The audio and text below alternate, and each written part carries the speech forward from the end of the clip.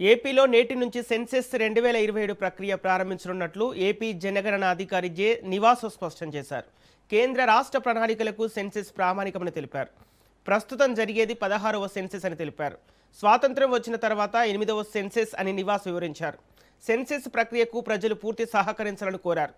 ఎన్యూమరేటర్లకు అవసరమైన వివరాలు తప్పకుండా అందించాలని, ఇంటి నెంబరు నమోదు చేసే ప్రక్రియకు ఎటువంటి అడ్డంకులు పెట్టొద్దని తేల్చి చెప్పారు. సెన్సెస్ సమాచారం ప్రభుత్వ పథకాలకి కీలక ఆధారమని నివాస్ చెప్పారు. సెన్సెస్కు అడ్డంకులు కల్పిస్తే క్రిమినల్ చర్యలు తప్పవని హెచ్చరిస్తున్నారు.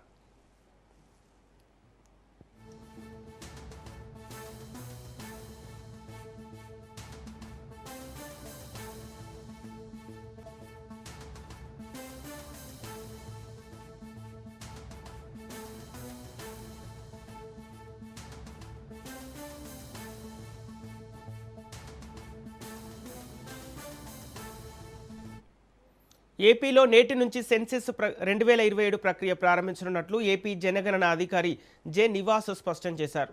కేంద్ర రాష్ట్ర ప్రణాళికలకు సెన్సెస్ ప్రామాణికమని తెలిపారు.